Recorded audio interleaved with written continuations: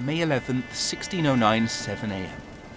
I feel trapped on this confounded vessel.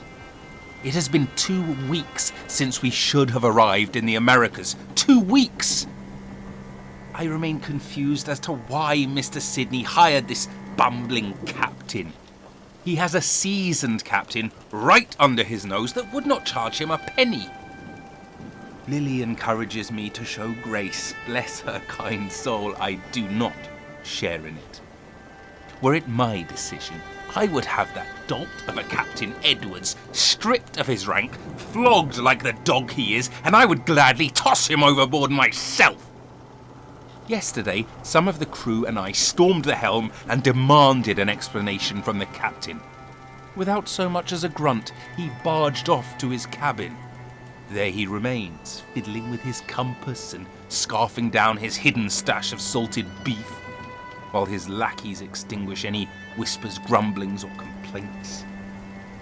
He fears a mutiny, that much is clear, and with good reason. Yet his boorish attempts to silence us may prove fruitless. After all, hunger feeds malcontent, and malcontent fuels rebellion. Only by God's good grace have we rationed enough food to last us this long, but patience and supplies grows thin. Mr. Sidney assures us that the captain will lead us to the Americas. I do want to trust him, but as his faith in the captain remains, so my faith in Mr. Sidney begins to dwindle. A flame doused by the very bilge filling my boots.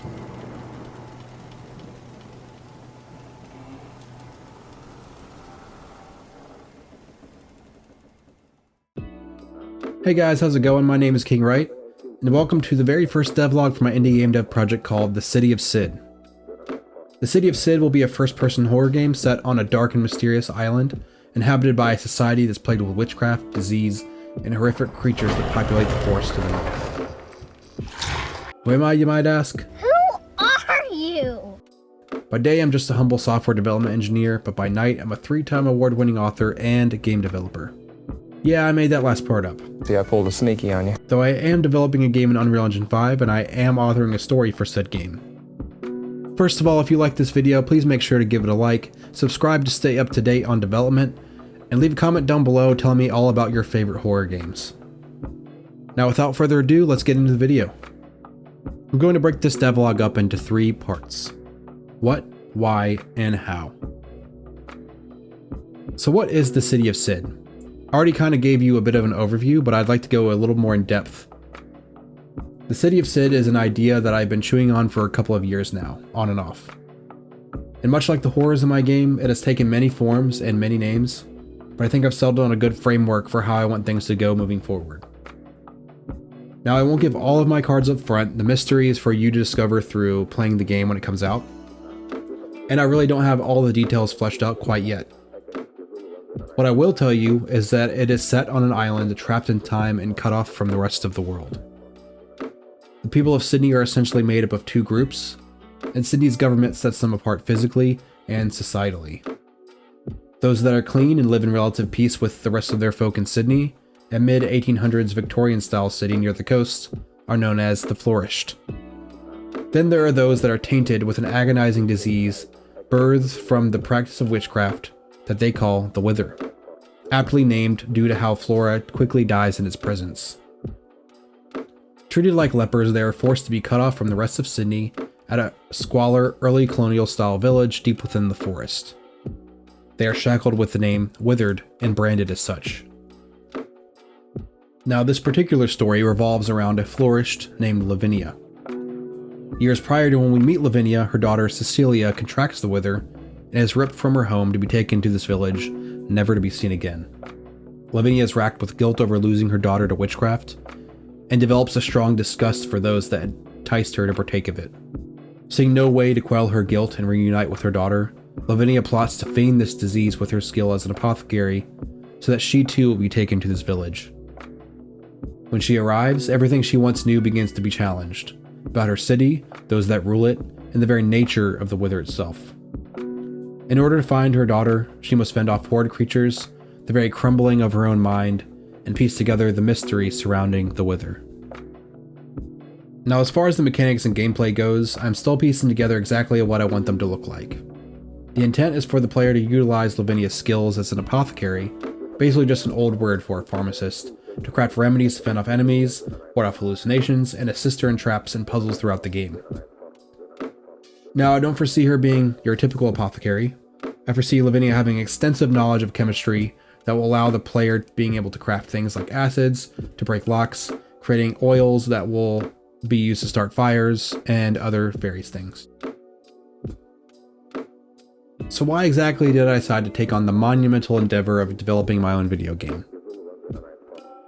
So I absolutely love stories. In this case, it's horror, but I love any story with deep lore, compelling character arcs, and gripping dialogue with layers of meaning. As a child, my mother instilled in me a love of reading and writing. I read books like Harry Potter, A Series of Unfortunate Events, Goosebumps, The Chronicles of Narnia, Aragon. I even began to write some of my own short stories that I regrettably never finished, and most of them were blatant copies of stories that I had read. While I did fall out of that a bit as I got older, my love for stories only took on a new medium. Video games like Ocarina of Time, the Halo series, World of Warcraft, Amnesia,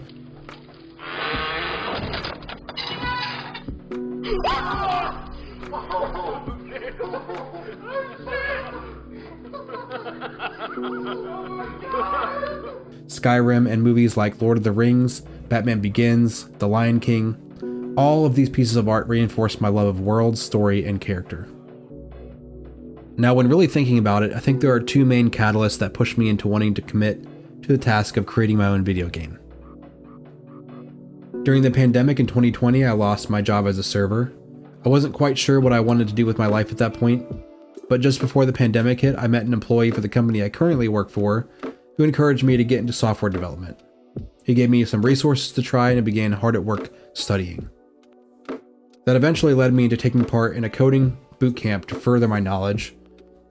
After I completed the boot camp and got a job in tech, it gave me the confidence knowing that I could finish things when I really put my mind to it. That I wasn't destined to continue adding plots to my project graveyard. So given my background and my newfound confidence, I'm kind of a big deal. I decided to use that knowledge and passion for programming to create a game. The other catalyst was the passing of my mom. She always loved reading and writing and history, and as I said before, she passed that on to me. I distinctly remember my mom taking me and my sister with her to her writing groups at her local Barnes & Noble. I would go read some of the young adult books while the adults worked on their stories. I think after her passing, it made me nostalgic for those times and the person that I used to be. The creative kid who not only loved consuming art, but creating it as well. That's when I think I knew what I wanted the emphasis for my games to be: story. No matter the genre or type of game, I envisioned each game I create to have a deep lore, rich story, and compelling characters that would make those that experience them feel joy for the creation in whatever form that may take. While she may not be thrilled that I'm writing horror, I like to think that she's smiling down from heaven that I'm picking back up the hobby that she loved so much. I hope I can do her proud with this story, and I'm excited to share it with you all. So there are many ways to structure the game development process. I'm sure it will change as I create games, but for now I'm just breaking things into 3 phases: pre-production, production, and testing and optimization. While I may be calling this phase 1, it doesn't necessarily mean that I'm starting from absolute scratch. I guess I would say that I've been officially in phase 1, or the pre-production phase, since the start of this year. This phase, in my case, will consist of building out the story and the game design document. I want to ensure that the narrative, lore, characters, world, and game design is compelling and layered. I want the story and the mechanics to be tightly coupled together. In BioShock, the mechanic of acquiring Adam lends itself to the enjoyment of many game systems, as well as reinforcing the tragic narrative of the society that's fallen into morality. The player gets to decide if they want to continue the fate of Rapture by sacrificing the life of the little sisters in exchange for power, or to choose a better path by sacrificing some of that power in exchange for the restoration of the Little Sisters. Now, I want to make sure that I'm not writing in a vacuum, so I decided to join a writing group with 2 of my friends who are working on their novels. I hope that by having their consistent feedback, that the story and the lore will be better and the whole game will be better for it. This phase will consist of a lot of trial and error, but hopefully not as much as I'm expecting if I manage to do pre-production right. It will consist of building out a stinky turd of a prototype for the mechanics and features decided upon in the game design document. I will be testing those features from totally not forced labor, garnering feedback from them, and rinsing and repeating those steps until the prototype is something that is fun, engaging, and not frustrating to the player. Once the prototype is in a good place, I'll begin polishing that stinky turd into a masterpiece. This will consist of accruing more generic assets like barrels, tables, chairs, etc., and creating unique assets for the game, either creating them myself or hiring someone to do so. Since I'm using Unreal Engine 5, there are a lot of assets that are at my disposal already through the Quixel Bridge and Epic Games Store. Also at this point, I'll be designing and building out the environments and levels, writing dialogue, and really just putting it together so it will look close to the final product. Somewhere in the middle or near end of this phase will probably be where I create the Steam page and begin pushing harder on marketing the game. Now, this is most likely completely naive of me, but during the entirety of production, I'll be keeping optimization and organization at the top of my mind, because I don't know how often I've been burned by, oh, we'll make it better later, only to find out that the optimization that we want to implement requires a lot more work than we thought it would. This phase will consist of additional testing and optimization. The goal is that this phase won't be much work because I will have already done much of the optimization throughout the entire process. Of course, as the project grows, so do the problems, and we don't always see those problems in advance, so it's important to expect the unexpected. And then when I finish all those phases, I'll release the game. Now, I don't foresee that this silly little plan that I've set up will actually go according to plan. Things happen, software development is tough, game development is tough. There are certain features that just can't be implemented, bugs that can't be fixed, or require too much work and time to actually fix them. But I'm hoping that this rough guideline will carry me through this game development process and help me get to the finish line. Thank you everybody for watching, and I'll see you in the next devlog for the City of Sid.